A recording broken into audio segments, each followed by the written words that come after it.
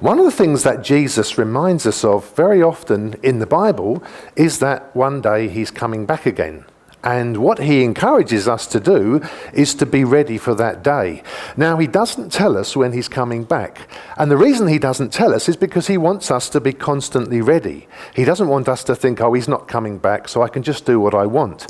He wants us not to know so that we're always ready for when he comes back. And so he tells this parable today. This parable is called the parable of the watchful servants. Now, if Jesus was to come back today, would you be ready to see him? Would he be pleased with everything you've been doing and saying? And would he be thinking to himself, this person's done exactly what I wanted them to do? Now, who can tell me what a servant is? What's a servant? Scarlett, yeah. Someone who works for somebody, yeah. Somebody who does the will of somebody else. They have to do the things that the other person wants. And so our story is about some servants, and they serve a master. And one day the master has to go away to a wedding feast. So he leaves the house. There he is going through the door, and he's leaving to go to the wedding. Now the servants don't know what time he's going to be back. Now, what do you think the servants should do? Because they don't know what time he's coming back, what do you think they should be doing while he's away? What do you think, Trev? Cleaning things up, yeah, okay. What else, Spence? Doing chores. Doing chores, yeah. Justin? Waiting for the master to return. And so here we have a picture of what the servant should be doing. And the Bible says, and this comes from Luke chapter 12, the parable of the watchful servants, the servant should be dressed for service, he should have his lamp lit, and he should be waiting by the door for when the master returns. Now, is that what always happens? I think in this parable, Jesus is telling us that sometimes servants don't do what they're supposed to do. That once the master leaves, they think to themselves, good, he's gone. He's not coming back, and we can do a few things that we want to do, and he won't know that we've done them. So what this person might do, for example, is he might leave the house. He might think, well, I'm just going out, because nobody will know that I've been gone. What he also might do is think to himself, well, what I'm going to do is I'm just going to lie down and have a bit of a sleep. Now, sleeping's not wrong. We all need to sleep every night, don't we? If we don't sleep, we'll be cranky all day and we'll be tired all the time.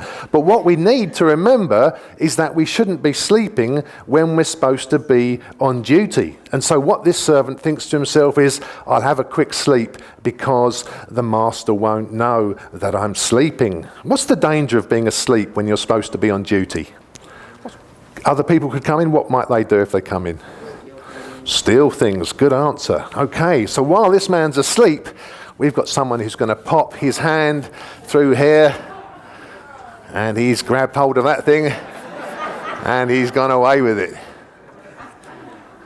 That's one of the problems, isn't it? That thieves might break in if the man's asleep while he's supposed to be on duty. And Jesus says that something else can happen, that a man who doesn't remember that his master is coming back might start to mistreat the other servants and abuse them because he started to think to himself that he's actually now become the master. How would the master feel if he came back? How would he come back if some of the servants were being beaten? Some of them were sleeping. Thieves were coming in to the house. Can you imagine if the master came back and saw that? What would he think? Do you think the master would be pleased with that? What do you think, Scarlett? He would be very, very upset, wouldn't he? The Bible says that if he came back and saw this sort of thing going on, he would know that the servants have not been doing what they're supposed to do.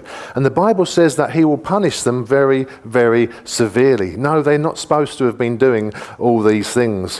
What the master requires when he comes back is to find that there's no thieves in the house, that no one's sleeping, that everything's back where it's supposed to be, and that the servant is dressed with his lamp, ready to welcome the master back. It's a simple parable, really, and the simple meaning is this.